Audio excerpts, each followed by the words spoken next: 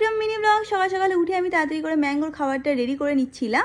And তোমরা দেখতেই পাচ্ছ কি কিউটলি ম্যাঙ্গো এসে বসে আছে কিচেনে, দেখছো ওর খাবারটা কীভাবে প্রিপেয়ার হচ্ছে।